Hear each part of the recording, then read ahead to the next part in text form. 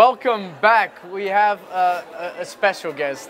He's a philosopher, but also a psychologist. And here at the Radboud University, due to a Fox article, he is known as the Robot-man. He has some interesting views on how robots will influence the way we live, the way we think. His talk will be this afternoon, but he's already here, Mr. Haselager. Hi. Welcome. Did you have any robots helping you to prepare your TED Talk? No. Well, no robots, but of course a laptop does have its services, right? I mean, without that, preparing a text is a little bit more complicated. Would you call your laptop a robot? Well, it's not a robot, but it's an intelligent system that can help.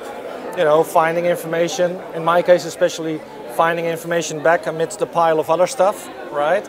So the search function is useful. And it sometimes makes some suggestions, you know, synonyms, for instance. It's small things, small stuff. It's not robotics, but it's intelligent and it helps sometimes. And do you also have robots in your house? And how do they help you? No, there's a robot in my room at the university. In my office. What kind of robot? That's a Now. Okay. So that's a well, let's say this size of type of robot. It's also on the Fox picture that you mentioned. And that's capable of relatively simple tasks, but actually functioning quite well. It's very robust. So once it has learned to do something, it can really do it reliably. But I also always have the question when I talk about robots: are robots going to rule humans? Yes. Is that a possibility? No. I'll be back. No. Yeah, exactly. Actually, I'm going to say something about this. It's not the main topic, but for me, it's a little bit. Slightly annoying that people think that this is their first association, right? Sorry. No, that's okay. I mean, because we're fed all these associations through Hollywood movies like The Matrix and The Terminator, etc. But the thing is, there's a much more serious worry about robotics. Now, the reason why I'm not worried about robots taking over is that we don't know how to build a robot that is conscious or aware, or that will choose its own goals. They will choose the means towards an end.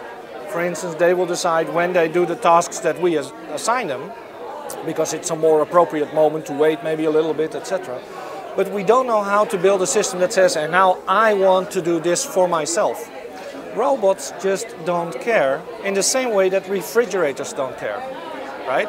A refrigerator can decide when to turn off or on, right, depending on the temperature. But it's not going to decide suddenly like, let's do something else instead than just cooling the stuff, right? And so I think this worry is really premature. What is a potential worry is that when our robots are trying to do what we designed them for, things might still go wrong. And this is not because we don't know the robots all that well, but because the world is a very complex place and very unpredictable, right? One of the examples that I will give is during a demonstration of robotics of our students. Suddenly there was a fly landing right next to a robot. And we never really thought about what happens, you know, in a certain arena where this robot has to perform its tasks. What happens if an uninvited player joins the game, right? Yes. And this is of course what happens all the time. So if you have a robot at home, there will be children there, sometimes visitors, there may be dogs or cats, etc. And then a lot of unpredictable things might happen. And the robot has to have the capacity to deal with this. That I think is a much more important challenge for robotics than, you know, the idea that they will take over the world. Yeah. Okay. Right now we cannot imagine living without electronics.